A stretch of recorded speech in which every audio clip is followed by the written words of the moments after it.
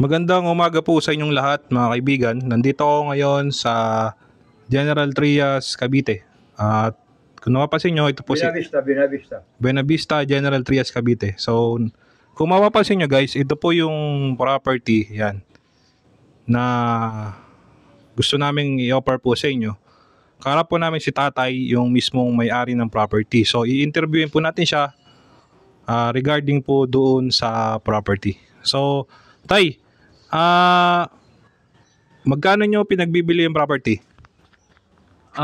More or less siguro mga 8 million.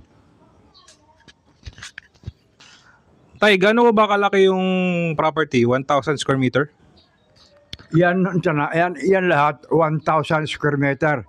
25 meters pahaba, 40 meters ang 40 by 25. That is 1,000, di ba? Oh, yeah. Yun na. So, tay, yung titulo niyan ay malapit na lumabas, no? Kasi ang pagkakaalam ko, yung titulo ay May utang ko sa hospital. nakakasanla kasi sinanla sa hospital, pero makaklaim na po nila. Nandiyan na. May sapat na pambayad. Baka next week, kukunin na namin ng titulo. Kaya ito, sabi ko, kung kayo may gusto, bisitahan ninyo, makita nyo. Hindi ito bundok, hindi ito bangin. Patag ito, bale. Medyo may inclination na kaunti na hindi naman magpundo ang tubig. Saka marami siyang mga tanim tay, no? Marami kargado, protris, oo. Yung exact address po niyan tay? Ha? Exact address? Exact address? 159 Caballero Street, Buena Vista, General Trias, Cavite. Malapit kami, 50 meters away lang sa high school ng Buena Vista, General Trias, Cavite.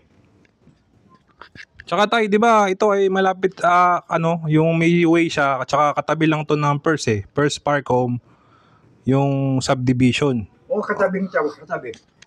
Katabing talaga. Boundary lang ang namin sa First Park subdivision, saka ito sa amin. So maganda kasi yung property niya dahil alam niyo naman kung magkano ang zonal value ng General Trias, Cavite. So binibenta lang to ni tatay sa halagang 8 million.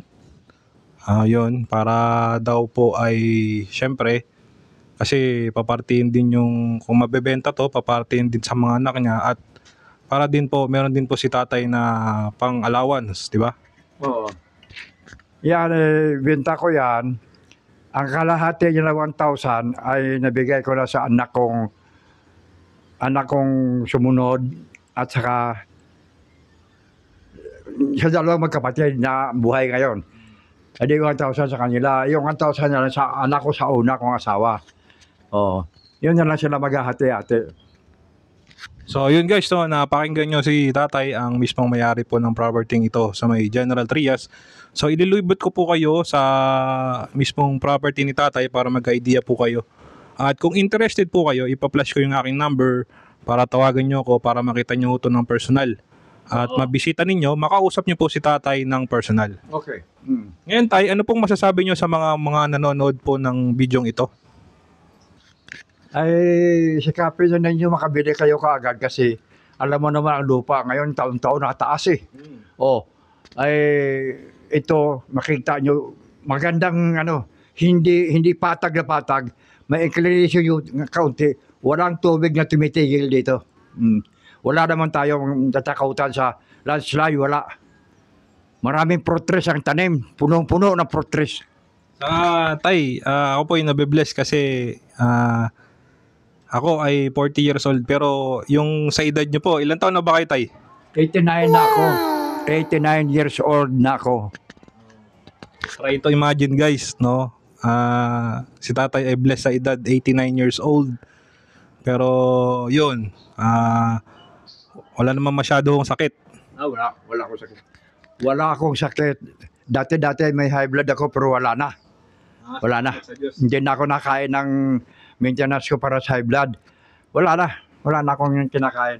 Para sa sulmyok sa lang saka vitamin B complex yan lang. Vitamin B complex. Oo. So maraming salamat po sa tatay sa pagpapa-unlock ng video. Ngayon, ititur ko po kayo guys para makita nyo yung property. Yan. So ilibot ko po kayo. So yun po, no? Kalalaki na po ng fruit trees. Maraming fruit trees. So yun po, ililibot ko muna kayo guys at ipapatayin ko lang po muna to. So guys, maglilibot na tayo ngayon sa mismong property na binibenta. Papakita ko po tayo. So dito tayo papasok. Opo.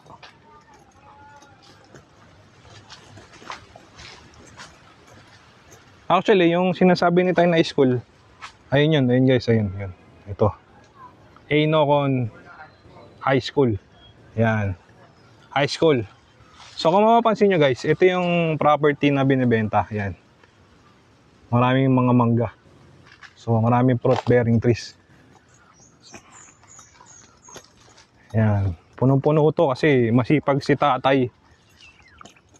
Masipag siya sa pagtatanim. Yan, no? Daming mga mangga. So, kung yung bibilihin to guys, malaking tulong to kay tatay sa kanyang maintenance. Try to imagine, 89 years old, no? So, mahabang buhay yung tatay. Yan, hanggang dito yan eh. Hanggang dyan. So, lahat, no? Meron pang chiko.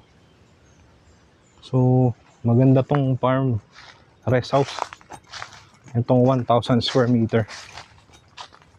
So, binibenta ni tatay ito sa halagang 8 million. Yan.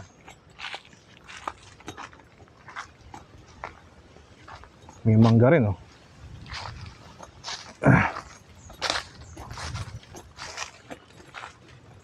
Puro mangga. Yan. Actually, itong binibenta ni tatay is 1,000 square meter. Pero ang kabuuan po nito ay 2,000 square meter. So ang binibenta lang niya is 1,000. So ito yung pinaka lindero. Yan yung pinaka lindero ng property. Yan, mahaba pa yan hanggang dito. Sa kabila.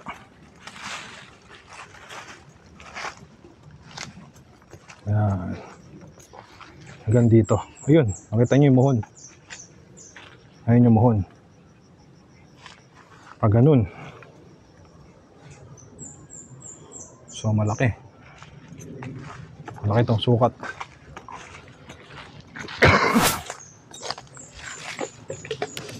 Yan. Ganda pa yan sa kabila. So patag siya, patag. Ayun yung pinakadulo.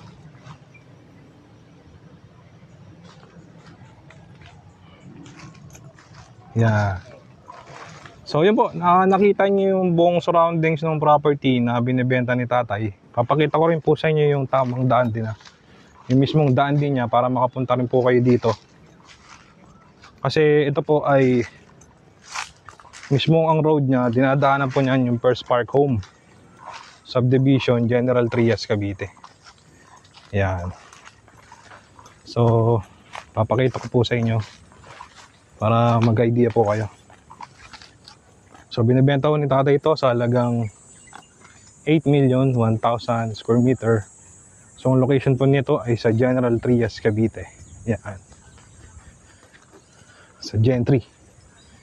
Malapit lang po siya sa sa Cavitex pag pupuntang Manila.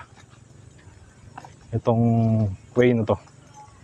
Siyempre pag General Trias, accessible na po yan kasi malapit po siya sa mall.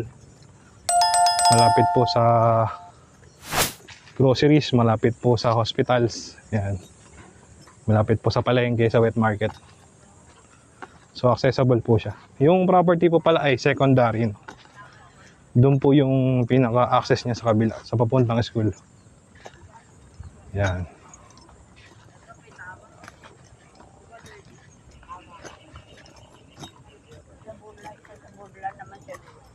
So, ito pa yung pinaka-kalsada. Yan. Yan po yung papunta sa highway. So, itong kalsadang to, ito po ay sa First Park Home subdivision. Yan. So, yun yung binibenta ng property, ayun po doon. Secondary. Yung 1,000 square meter na binibenta ni tatay dito sa General Trias. Yan. Secondary road, secondary ano pa siya lot.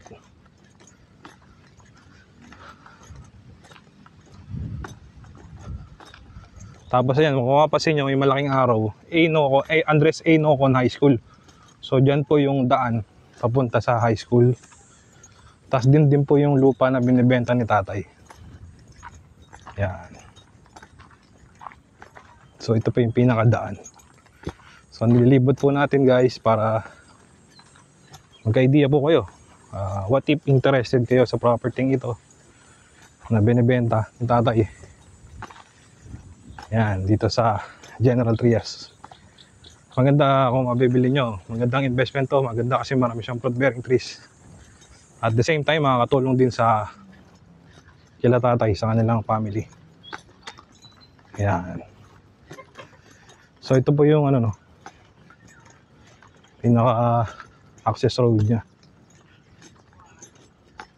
Papunta ron sa property. Yan. Tapos dito rin yung daan ng papunta sa high school.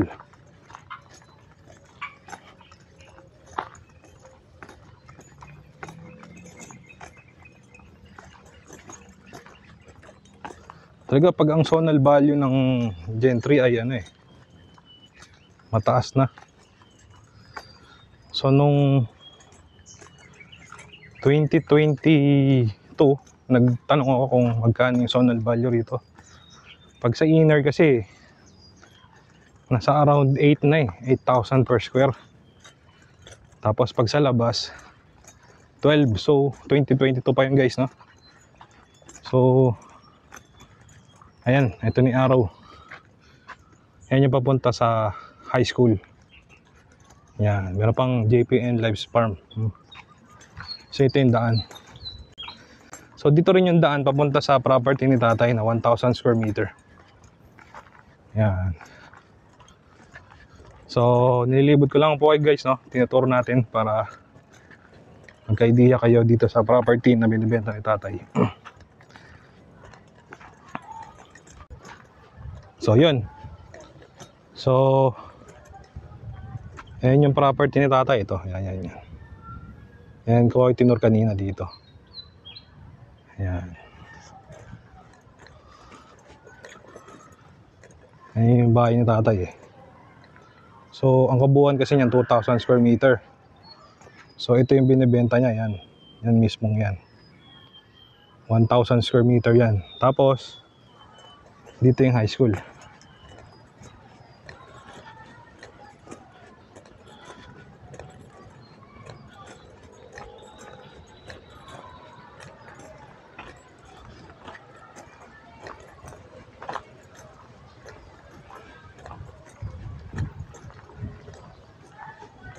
Yan yung high school. Ayan nakapasin nyo. Yan yung high school guys. A. Nocon High School. Yan. Tapos, yun yung binibentang property. Yan. Mamaya lalabas ako para mabidyoan ko yung kalsada. Magka-idea po kayo dun sa mismong road niya, sa main road. Going po dito. Yan. So, yun po. So, yun po, nandito tayo ngayon sa may along highway. So, ito po yung First Park Home. Yan. General Trias, Cavite. First Park Home. Yan po ay subdivision. So, kanina, pumunta po tayo dun sa binibentang property ni tatay na 1,000 square meter. So, yan po yan. Pag dinaretso nyo po yan, papunta po yan dun. Ito po yung pinaka-alsada ng First Park. Pero ito yung ginagawang kalsada din, papunta rin po doon. Actually, dalawa po yung access. Pwede po rito, pwede sa kabila. Yan. Tapos, dito po, sa left side, pag dumiretso po kayo, papunta po to ng Cavitex, papunta po ng Manila. Yan, ito pong kalsadang yan, pag diniretso nyo po yan. Papunta pong Manila yan. Tapos ito naman sa kabila, papunta po yan ng Tagaytay, pag diniretso. Kasi ang crossing yan, Manggahan. Pag kumaliwa kayo, papuntang Dasmariñas, Cavite. Pag kumanan, papunta ng 13, Naik. Pero pag diniretso nyo po yan, papunta yan ng Tagaytay. Yan. So yan yung pinaka-subdivision, First Parcom. Tapos doon po tayo galing kanina. Pag diniretso nyo po yan, yan po yung property na binibenta ni tatay. Yan. So, pinakita ko lang po sa inyo yung mga daanan para kung sakaling interested kayo sa binibenta ni tatay na 1,000 square meter. So yun lang po. Maraming salamat po sa tumatangkilik ng aking YouTube channel. Don't forget lang po to like and subscribe my YouTube channel para ma-update po kayo sa mga upcoming ko pang videos. So yun lang po. Kung nasan mo kayo naroon, stay safe always. Take care. God bless to everyone.